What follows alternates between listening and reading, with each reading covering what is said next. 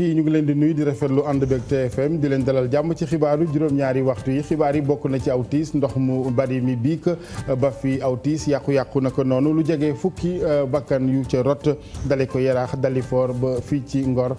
ak gune goo xamante ni daanaka tout tànk la juróom-benni at ci la toll woon la ndox mi daal di yóbbuwaale ci ndox yu métti yi nga xamante ni ñu ko waxee dund nañu ko ci diwaanu Ndakaaru biik ndox mi nag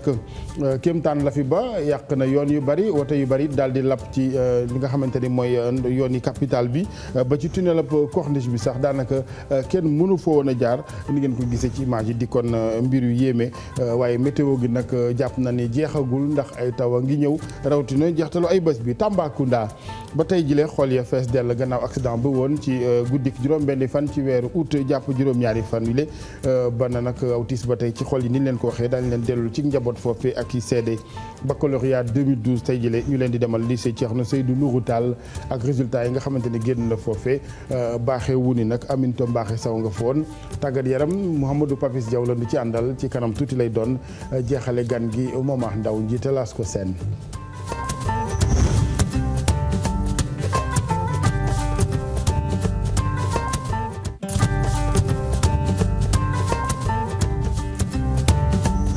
xibaar yu tiis ñu dooree bi nga xam ne moom mujj sànq fii ci sunu ginnaaw ci kanalam Ngor gi gune gu toll ci juróom-benni at la ndox mi daal di yóbbaale ci kanamu Baye Dia mu nekkee foofu tiis seede kenn ku fekkee li nga xamante ni mooy musiba gi ci caméra Atanaax Ba. mu ngi taw ci la ndox mi daw miiru canal bi daanu ay 3 heures 4 heures ci la xale bi dem daanu noonu ci la ñuy wër boo gis ko ci biir foofu quoi ci biir ginnaaw canal bi 14 heures lañ ko gis ñu woo gendarme yi ci lañ ñëwee quoi ñu def kii bi.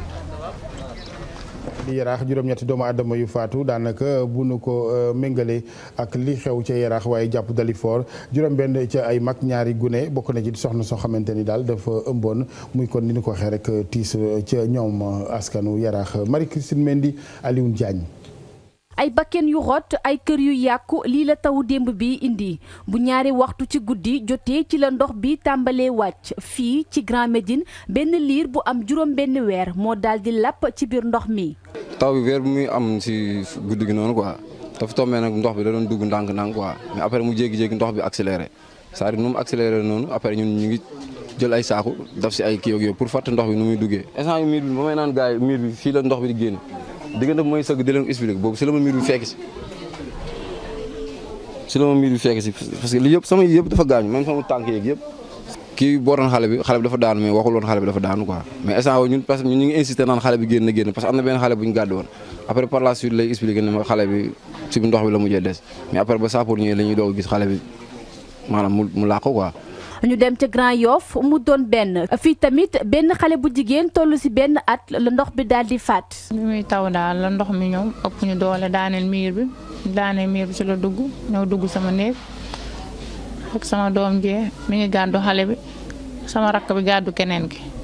léegi bi ñëwee armoire bi ñëw ëpp ndox mi ëpp armoire bi doole ci la ndox mi fa la xale bi daanu ci ndox mi la réer ci ndox mi. beneen kër gi ma ñu takkalool miir ba moo toj fa laa génnee dem booba xaw ma woon ne xale bi daanu sama rakk daal maa fa nekkoon après laa laajte ñu ne ma xale bi daa gaañu. fii ci Yaraax yëf yi gën fee metti juróom benn nit ñoo fi ñàkk seen bakken bokk na ci benn soxna bu wonoon lor. ñeenti jigéen ak ñaari góor waaw ñoo ci gaañu te affaire bi mu amee presque boobu mu ngi ci ay 3 heures et demi 4 heures moins. taw bi moo bëri ba miir bi daanu seen kaw ci laa woo sapeur ak beneen copain bu waat sapeur encore ñoom après bi ñëwee fekk na presque 6 yëpp dee nañu. métti na trop vraiment métti na parce que fi juróom benn nit gaañoo vraiment métti na te encore li ma gën a métti mooy xale bi nga xam ne Fatou Thiam ki nga xam ne dafa ëmboon ba am juróom benn weer. ci gis-gis ñi seen xam-xam màcc ci wàllu taw ñoom jàpp nañ ne taw yu mag yi ñu ngi doogaa di tàmbalee ñoom sax nee nañu li ñu gis dalul xel. ñu des mbokk yi ak xibaar yi nga xamante ni du ni ñu ko bëggee woon waaye la ca gën a fës ni ngeen ko seetloo aw tiis la bakkan yi rot gaañu naka noonu leneen na ngi xewee ci Dalifort ci kaw taw yi guddi yi kenn ku faatu keneen ku ami gaañu biig ñu dëkkee ca wet ga ñoom ndox ya nangu seen i dëkkuwaay ba dañoo mujj daw làqu ji ci suufu pont bu Maris 3 heures du matin léegi xam ngeen loolee tumuranke mënu ko wees Fatimata Ba nga foo nag Ibou Cissé du ñàkk ñu àndaat ci ak ci wàllu yeneen i xibaar bataaxal tukkee na ci président de la République fësal tiis goo xamante ni président Macky Sall tiisoo na ko li xew ci réew mi guddi bi gileeg taw yeeg ndox yu bari yi naka noonu it naqar bu mu ci am moom président ca Jeddah ga mu ne di fa teewe ndajem aussi yi jaale na njaboot yi faatule daal di masawu ñu amee gaañu waaye it sàkku ci kilifa yi nga xamante ni ñoo yore fànn wu ca ne ci wàllu ndox meeg mbënd meeg yeneen ñu jëli matuwaay ba taxawu gi ci askan wi waaye it fattar ñi yoon wi nga xamante ni fatt na rawatina route nationale 1 bi président Macky Sall dellu rafetlu nag solidarité ak bennoo gi askan wi wane ci jamono di jamonoy tiis ñu delloog yéen ci ndox meeg na mu doone woon kéemtaan biig ci Ndakaaru di ngeen ko gisal seen bopp mbedd yi foo gisam ndox yu ca bari daanaka mëne su fa jaar woto yu bari mu nangu ko ndox moomee Daniel Diouf Gervais Yao ndox mi bari lool ba yóbbee askan wi tiitaange gu rëy ci tunnel bi ci corniche mu Ndakaaru ay woto seen borom wàcc leen ndax dooleel ndox mi. affaire bi daal damaa ñëw ba fii bay jub tunnel bi ba dugg tunnel bi gisuma ndox mi ma ñëw ba dugg ci ndox mi oto bi diig ba oto bi diigee ma client bi ñu fee génn ba bàyyi fa oto bi tëmb oto bi dafa man ñaari oto yi sax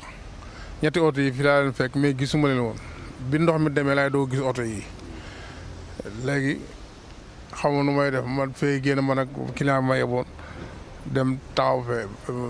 fee xamu lu may def xamu awma ci benn pexe parce que fii ndox mi ni mu mel dafa ëpp te romb naa ñaari tunnelier amuñu ndox loolu moo ma trompé quoi. dooleel ndox moomee naqaral circulation bi ni ki fii tolloog Mariste. gendarme yi obligé jàpp ci circulation bi fii ci Cambérène sapeur pompier yi di def seen kéemtulaay kàttan ngir wàññi ndox mi askan wi nag ku ci ne ci sa wàllu bopp ngay fexe noo génne ci mbënd mi. autoroute à péage bi fees ba am fu ñu ci tëj njàqare sax ci askan wi ñenn ñi sax deseetuñu lu dul seen i bët pont yi ñu taamuwuloon di jël sax tey gi ñu gis seen njëriñ ñàkk am fu ñu jaar tax ba fii ñenn ñi di xalal seen i bopp ay yoon nee nañ ñàkk pexe la borom vélo bi ak borom saret bi di ko firndeel wala boog tout tànk ji.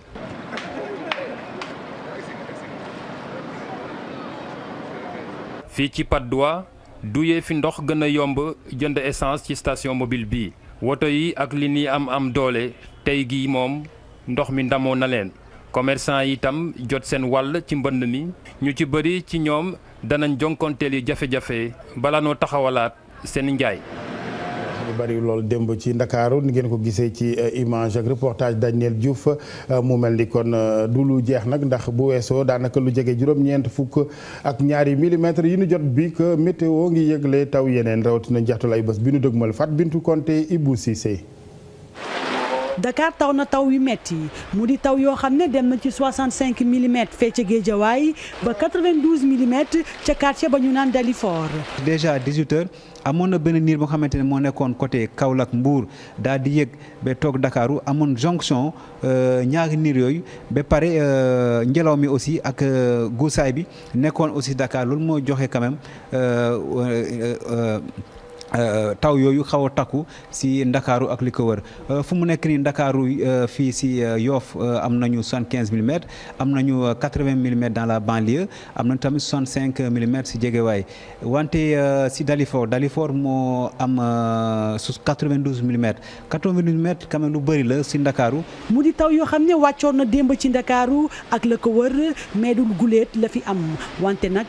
dafay faral di raar. du guleet parce que gis nañu xam nga ñun lu ñuy xayma en durée et en intensité donc souvent dafay am ay taw ba nga xamante ne toute la journée wala si guddi yëpp lay am wante dafay taw di bàyyi lu naan teg-tegaaral donc dafay taw di bàyyi donc loolu buñ ko additionné souvent mooy joxe quantité mais lu ñu gis quand même si guddi googu mu taxaw di taw depuis guddi gi ba ki fajar ki loolu quand même loo xamante ne ñu ngi koy xayma mais quand même loolu ba joxe 92 millimètres loolu quand même du guleet wante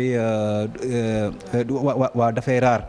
mois bi ñu nekk nag mu di mois boo xam ne ñëpp xam nañ ne taw dafiy faral des forts ñoom nag jàpp nañu ne ñoom ñaa météo que ni ay yeneen taw dina fi amaat fii ci Ndakaaru fii léegi hivernage bi di jeex. nawet dafay commencer Sénégal côté mai juin juillet mais août bi mooy quand même digg bi donc boobu la ñu xamante ne déjà lu nga xamante ne béykat yi dañ ko ji pare donc dafay xaw a mag dafay nekk quand même phase dafay considérer lu ñu naan phase de développement phase végétative des cultures donc souvent taw bu xaw a takku mooy am au mois d'août mais nag waxuñu ni ki souvent dafay am ay inondation mais léeg-léeg mën nañu xaar aussi mu jékki-jékki di joxe taw boo xamante ne dafay daal di dépasser 100 millimètres ba pare mën a occasionner inondation taw bi nag dafa fas yéene wéy ba ca àllarba ca ngoon wante dina jeex buñ toogaatee ba ca kanam ci week-end bi mu dellu si waat. dañuy dellu ak yéen Dalifort ni ñu ko waxee bu weesoo bakkan ba mu forotal ak kenn ku ci ami gaañu askan watum ranke la ñu dëkkee ndax dañoo mujj faf làqu ji ci pom ba nga xamante ni moo nekkee ca Maris ca suuf fa la ñu ne 3 heures du matin léegi ñoom njaboot yooyee taw bi nangu seen i dëkkuwaay Fatmata baa nga foo nag Ibou Cissé. ci pont bi la ñu toog démb ci guddi ba léegi ñoom nag ñooy askan ba yeewoo ca Dalifort ab tiitange moo leen jàpp ginnaaw bi seen benn dëkkandoo gaañoo ci tawu démb yi. bi depuis 3 heures du matin ba léegi ñu ngi ci pont bi la ñu génn bi sunu ñaari xale yi labee jàll bi daanu dee la ñu daw génn ci pont bi ñun ñëpp nag di yuuxu nag sonn nag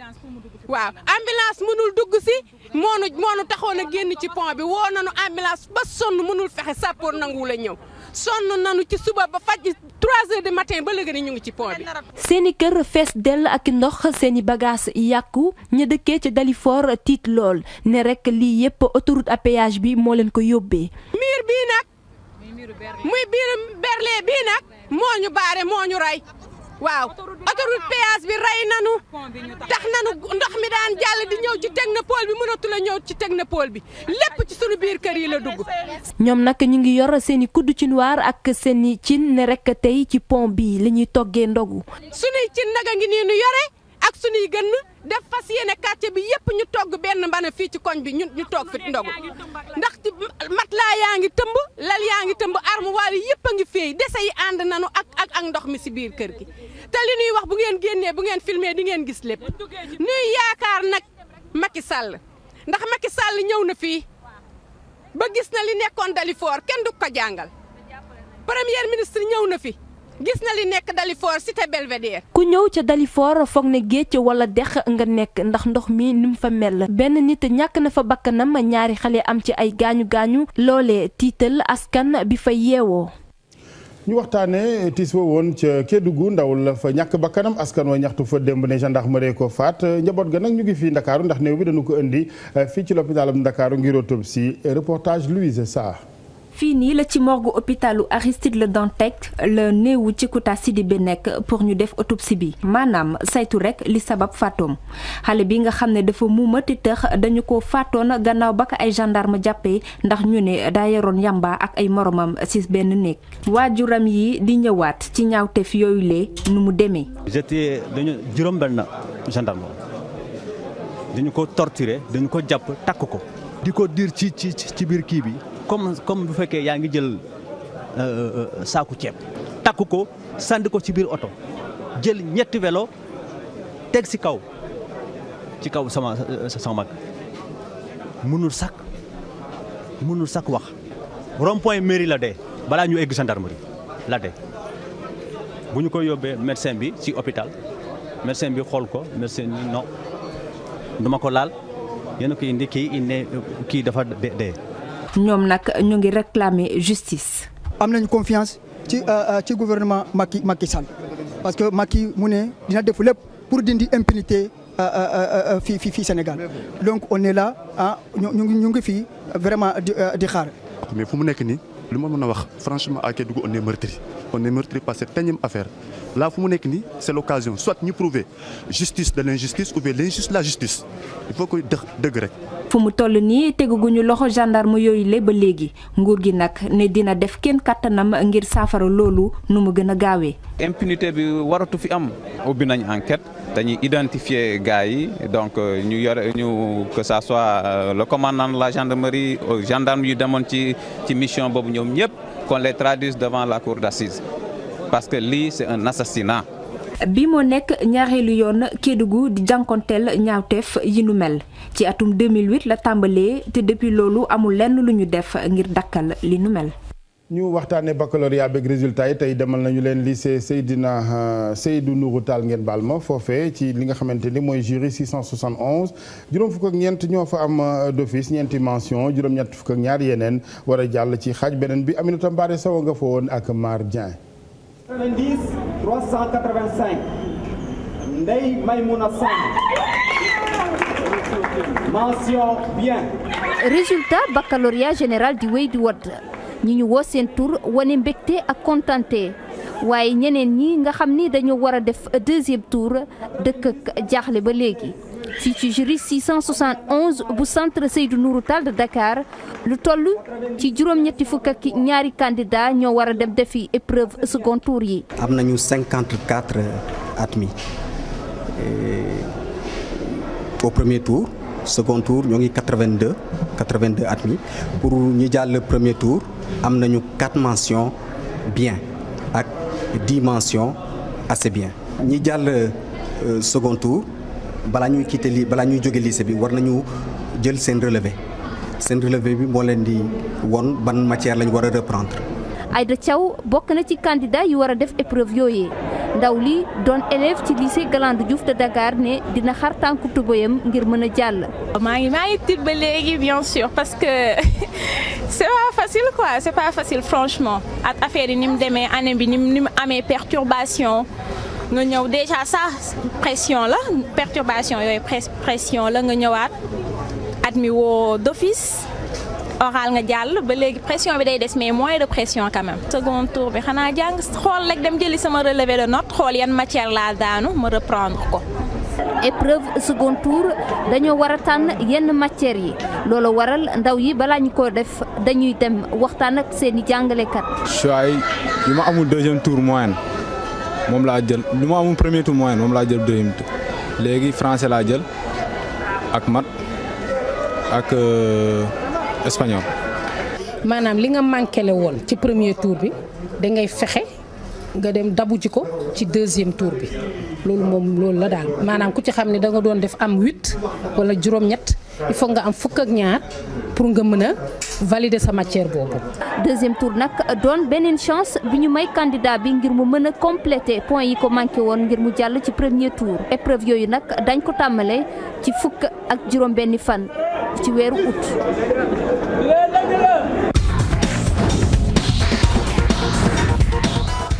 wàllu sport ñu ànd ak Papis Diaw maa ngi lay nuyu Papis. jërëjëf Assane ñu tàmbale kook wàllu contrat bi dox diggante fédération football ak Joseph Koto mu xaatim ko nag démb fas yéene liggéey ci bopp équipe bu Sénégal ñaari at ñu nag teg ci ay mbagam qualification Coupe d'Afrique ak Coupe du Monde ñu nag dellusi ci reportage bi ñu Cheikh Sadibou Diarra defal ak Cheikh Tidiane Diaw.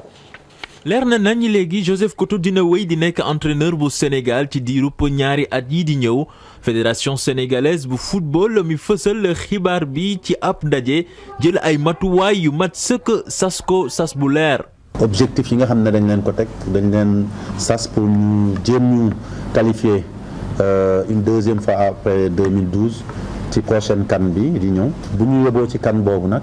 li ñu leen demandé mooy ñu fexe. yóbbu équipe bi fu mu gën a soree si suñu gis-gis nag muy demi-finale dañ leen sas nag ñu yóbbu ñu waat coupe du monde ni ñu ko defee woon 2002 mu nekk deuxième participation bu ñu demee foofu nag fixé wuñu leen objectif maanaam jël coupe bi waaye bu ñu ko defee mu gënal ñu mais li ñu leen laaj rek mooy ñu am participation nu mu gën a rafetee. nguur gi nga xam ne mooy fay bëgg ay résultats El Hadji Malick Gakou di jëwriñ di yor wàllu tàggat yaram ne lépp lu ci war ci wàllu moyen dinañu ko def. lépp lu nga xam ne nii Sénégal daf ko war def jëm ci lii nga xam ne nii moom la ñu jëm muy Coupe d'Afrique des Nations ak qualification Coupe du Monde Sénégal taxaw ci def ci lim ci war a def te gouvernement bi taxaw na pour jàppale fédération ba yàlla indi ndam pour Sénégal. Joseph Koto di fësal mbégteem ne mission bi ñu ko sas lépp lu ci war dina ko def. tey objectif bi ñu fixé ñun xam nañ ko objectif yu jafe la. mais man yaakaar naa ne tey su ma fixé woon objectif sax ne ma da ngay gagné ji coupe du monde dama koy signé pour sama dëkk parce que tey su contrat bi doon durer benn fan sax ma jël ko sant ci yàlla parce que au moins dinaa mën demain nekk man Joseph Koto liggéey naa pour sama nation liggéey naa pour sama réew benn fan bu nga xam ne am na solo trop ci man. Joseph Koto mi war a jot $1 million weer bu ne ci diirub ñaari at ab contrat d'objectif la ñu ko sas mu mel ni ñaari at yi su ko bëggee matal faw mu def ay jaloore yu ci mel ni éliminer Côte d'Ivoire ci CAN 2013 bi ñu dëgmal. beneen contrat bu dox diggante it fédération ak doomu Sénégal ci wàllu direction technique nationale xam ngeen ni Mayacine Mar la ñu tabboon moom it xaatim na contrat mu toll ci ñeenti at mu war koo liggéey ci bopp direction technique nationale footballu Sénégal fas yéene nag may doole li nga xamante ni ñooy tout tànk yi ci wàllu football ñu dellu si ci Mayacine Mar ci kàddu yi nga xamante ni taataan nañ ko ci moom. Majeur formation football sport c'est en fait formation encadrée mooy ñi nga xam ne ñooy tàggat xale yi ak ñi nga xam ne ñoom la ñuy tàggat mooy formation footballeur yi donc ci wàllu boobu également aussi am nañ ci ay programme bu vaste bu ñuy def bu mettre en place ak projet yi nga xam ne mu nekk projet yi nga xam ne yu am importance la comme qualification équipe A bi 2013 ensuite qualification junior yi ak cadets yi également en 2013 qualification coupe du monde pour équipe A et ensuite mébét bi ñu am pour organiser coupe d'Afrique 2015 mu nekk projet bu nga xam ne dañu ko war a commencer liggéey léegi ak projet bi nga xam ne mu ñu yóbbu qualification 2016 pour les Jeux olympiques ci xale yu ndaw yi gis nañu ne foofu vraiment dafa des lu bari parce que gis nañu fi ñu nga xam ne tey yegg leen senior mais boo leen laajee ba ñu nekkee cadet ak ba ñu nekkee junior ñaata match lañu def mais du match 20 match loolu nag baaxul ci footballeur parce que footballeur war ngay remplir chaque catégorie d'âge war ngay remplir ce volume de match nécessaire boo xam ne moo lay gunge jox la volume de match bi nga xam ne actuellement boo nekkee senior moo lay jox kattan bi nga xam ne moo doon bousculer moo doon mën a jouer partout.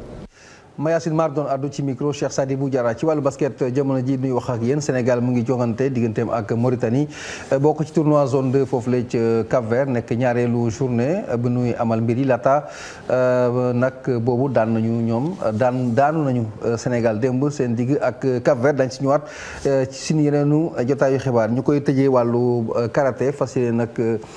taxaw ci li nga xamante ni mooy stage bi am ca Marius Ndiaye pour tàggat li nga xamante ni moom mooy xale yi jaarale ko ci karaté ñu fas ko yéen nag gën a yaatal ci yeneen xeetu tàggat yaram yi loolu moo doon solop ndaje bi foofu la ca Marius Ndiaye ñu ànd déglu ci Mangarika di wax ba léegi ci micro ki nga xamante ni moom mooy Sayer Insa ñu ànd déglu ko. ndajeem tey mi nag ndajeem xale Afrique yi la bu ma mënee wax. xale Afrique ñoo fi daje tey ñu tuddee ko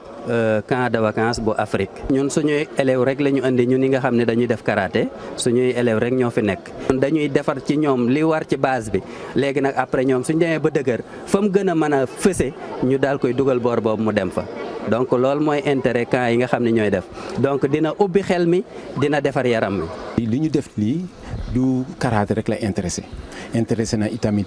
ñu def basket ñu def surtout xale yi. parce que xale mel na ni garab buy commencé mag foog nga jubanti ko pour mu mun a nekk garab bu kii c'est pourquoi expert bi ñëw fii pour intelligence yooyu ñu mun ko développer à travers les exercices qu'ils sont en train de faire. jërëjëf Assane mu nekkoon nag ponk bi nga xamante ni mooy tëj xibaar yi ci wàllu tàggat yaram. Papis maa ngi lay gërëm ñu daal di wéy mbokk yi ci xibaar yi dellu Tambacounda accident ba fa woon juróom-benni fan jàpp juróom-ñaar ci weer wi tiis moom fu dugal ba tey ma nga fa ñoo ngi koy dund ñoom ñi ñàkk seen i doom c'est des soutiens de famille xol yeey wéy di tooy addiya tàllaa nga fa woon ak Demba Ndaw. Tambacounda a ngi wéy di jooy ñu mu ñàkk famille Touré mi deele ñaar ci ay doomam di Bintu Taal ak yaayam Fatou Demba Ka mu ngi am naqar ak tiis ndax ni ñaar ñi jegeyantoowe woon. man ak Bintu ñoo ñaarandoo ci benn kër gi depuis bu ma xamee sama bopp man ak Bintu mosuñoo xuloo mosuñoo xeex lu nekk defal la ma ko su ma ko nee yemal day yem bu ma nee yemal ma yem c'est que lu méttee sama ko rek lu mu dem ni même benn doom amu ko sama doom bi laa jël ne ko bu dundee dundal na loolu sax mu ma gën a jooy la bu mu ko tuddee. Kumba Touré di yaay ak maam ci ñi ñàkk seeni bàkkan xol bi tooy na di xamal ne ñi ko jàppale woon la ñàkk am ay ndénkaane yu mu ci def. ko mam mina bolo min do mam mina bolo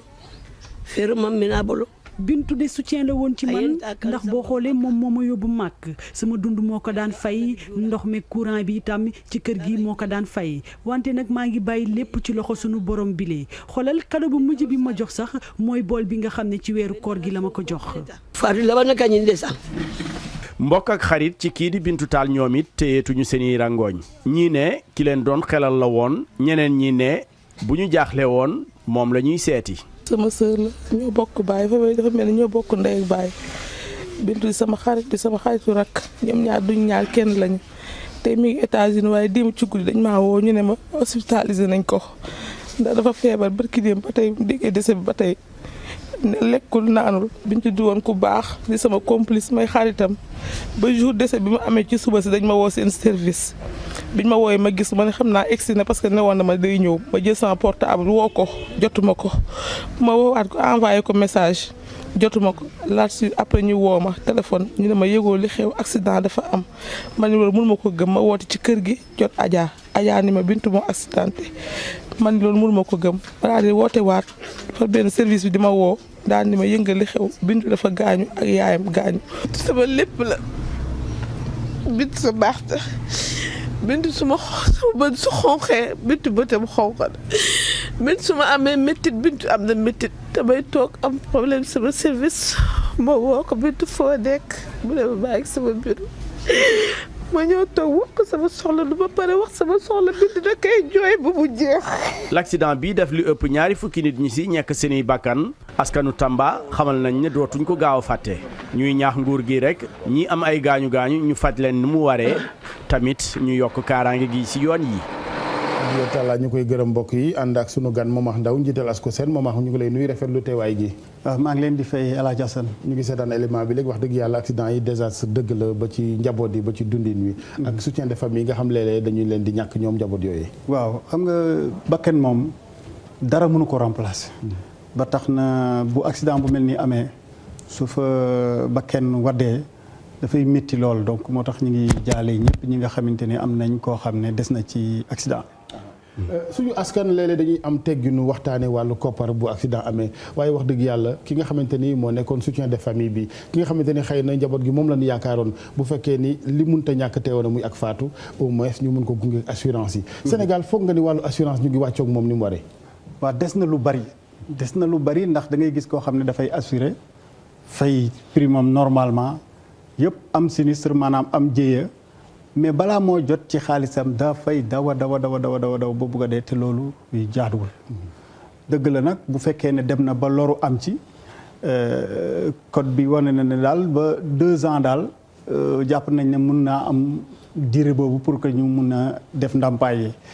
ndax li nga xam ne moo ci daan am dañ daan dégg léegi-léeg teel a joxe ndàmpaay yi ci suñ mbokk yi nga xam ne ay yu mel ni Saalum boo xam ne am na soxna foo xam ne xamuñ fan la nekk ba bu yëgee mbir mi ne am na affaire assurance mu feeñ fekk gars yi def nañ ndàmpaay bi loolu bokk na ci li daan tardeel bu fekkee dafa am ku ci gaañu ba daan na dañuy am délai 2 ans ci biir 2 ans yi nag war nañ ko régler mais bu fekkee loolu ku décédé la loolu mooy délai maximum bi mais li gën a métti mooy dafa am ay jafe-jafe yu bari benn bi da ngay gis koo xam ne du dagg assurance bu baax ndax ki nga xamante ne bi fa lay dem di dagg assurance bu jëlee xaalis ba du ko verser fa mu ko war a verser day lekk xaalis bi bu fekkee courtier bi la mun na ko lekk directement mun na ko verser compagnie bi bañ koo verser fi ñuy wax pool transport public de voyageurs ndax dafay bu ci nit faatoo ndàmpaay yi day léegi-léegi day diis ba nga xam ne ndax koo xam ne dafay liggéey dañ koy ndàmpaay boo xam ne dañuy remplacer daanaka lam daan fayeku boo koy xool léegi nag ndàmpaay comme day diis dañuy boole assurance yi ci benn pool boo xam ne day tax moom ñu mun koo attan mais bu fekkee xaalis ba yeggul ca pool ba loi wax na ne xaalis bi nga xam ne moom mooy prime bi bu fekkee jotoo ko assurance du la jël en charge yeneen tam am na ci ay jafe-jafe yu jëm ci lu mel nii bu fekkee ne oto bi dañ koo surchargé xam nga assurance ba nam war a dawee dootu ko dawee donc léegi waa ji nga xam ne moom moo surchargé léegi moom yëpp ci boppam lay daal ndax respecté wul terme yi nga xam ne ak conditions yi assurance bi am donc bari na ay jafe-jafe yu mel noonu léegi-léegi am ñoo xam ne seen xaalis sax dinay génn mais ñu ne mu nga ca avocat ba yu mel noonu ak ñoo xam ne da ngay gis assurance boo xam ne xam na ne waa ji am na droit ñu fay ko mais comme mu nga dëkk ba Katakel balaa muy ñëwaat fii ñu koy jox ay rendez-vous ba muy découragé bu ko defee xaalis bi des ci air bi. donc yooyu yëpp day am ay jafe-jafe yu mel noonu léegi-léeg nga gis koo xam ni prime bi muy récupérer koo xam ne dafa assuré par exemple 1 mois mu jël xaalis bi au lieu que mu yóbbu ko ca ka nga xam ne moom mooy assureur bi ci boppam maanaam ca ka nga xam ne moom mooy garantie mu téye xaalis bi dawal 1 mois ne comme waa ji dafa ci accident kon léegi jaratul ma koy yóbbu ci kële ndax 1 mois bi passé na donc yu mel noonu bari na ci yoo xam ne tey ji il faut que nguur gi jóg ci pour nit ñi nga xam ne ñoom ñooy assureuse ñooy def assurance nekk assureurs yi ñu def ko ci mu jaar yoon. loolu tam lu am solo la. beneen jafe-jafe Momar mooy suñu tali yi boo ko seetloo wax dëgg yàlla boo dul technicien sax war nga xam ni fi nekk oto wàllu jalgati assurance moom wax ko fi xëy na sax yàq say wax la. voilà tali yi am na problème mais oto yi tam am na problème ndax gis nga oto bi ko tubaab bi defar dafa am noo xam ne noonu la ko tëralee soudure yi ni ñu ko war a soudee ak tool yi ñu ko war a defaree yëpp dañ ko calculer ba nga xam ne bu amee choc. day am li ñuy wax sécurité passive day protéger ñi nekk ci biir mais léegi da ngay gis oto boo xam ne ku mel ni car rapide bi nga xam ne moom la gaa yi dawal fii daanaka boo xoolee lépp loo xam ne kees la gaa yi ñoo ko defar fii ak ay bérigo soudé ko ak soudure yoo xam ne respecté wul benn norme su ko defee bu daree ci dara daf fay tas carrément donc oto ba jéyee ja muy andi bokk na ci ñàkk respecté normes yi nga xamante ne bi moo ko waral donc loolu tam bokk na ci jafe-jafe yi nga xam ne mooy tax bu accident amee